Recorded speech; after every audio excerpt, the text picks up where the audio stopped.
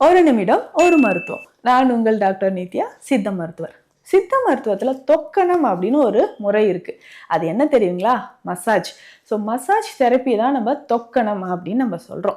சித்த மருத்துவத்துல புற சிகிச்சைகள் நிறைய இருக்கு. அதுல பெஸ்டான ஒரு மெத்தட் தான் இந்த தொக்கணம் அப்படின்னு சொல்ற ஒரு முறை. இந்த தொக்கண முறைகள் அப்படின்னு சொல்றது இந்த வாதம், பித்தம், கபம் 3 நோய்களுக்கும் ஏற்ற மாதிரி இருக்கு.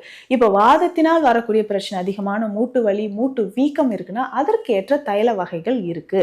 வாத நாராயண தைலம் பயன்படுத்தலாம், வாத கேசரி தைலம் பயன்படுத்தலாம், குறுந்தொட்டி வேர் தைலம் பயன்படுத்தலாம். இந்த மாதிரி தைலங்கள் வாத நோய்க்காக மிக சிறப்பாக நம்ம பயன்படுத்தி மசாஜ் எடுத்துக்கலாம். இதுவே உங்களுக்கு பித்தம் இருக்குன்னு வச்சுக்கோங்களேன், அதிகமான கண்ணெரிச்சல், உடல் உஷ்ணம் இருக்குன்னா நல்லெண்ணெய் உங்களுக்கு சிறந்த தீர்வாக இருக்கும். அதே மாதிரி பித்தம் குறைவதற்கு குமரி தைலம் உங்களுக்கு பயன்படுது. ரெகுலரா இதையும் நீங்க பயன்படுத்திட்டு வரலாம். சந்தனாதி தைலமும் பயன்படுத்தலாம்.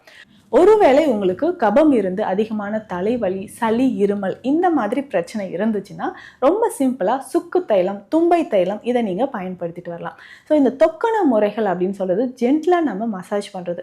ஒவ்வொரு இடத்துக்கும் ஏற்ற மாதிரி கரெக்டா ப்ரெஷர் கொடுத்து மசாஜ் பண்ணும்போது இந்த தைலம், இந்த மெடிக்கேட்டட் ஆயில், இதோட மூலிகை சத்துக்கள் எல்லாமே தோல் வழியாக உங்களுக்கு ஊடுருவி அந்த இடத்துல இருக்கக்கூடிய வலிகளையோ இல்லை பிரச்சனைகளையோ நமக்கு தீர்க்கக்கூடியதாக இருக்கு. இந்த மாதிரி பயனுள்ள மருத்துவ தகவல்களுக்கு நம்ம பேஜை ஃபாலோ பண்ணுங்க. நன்றி.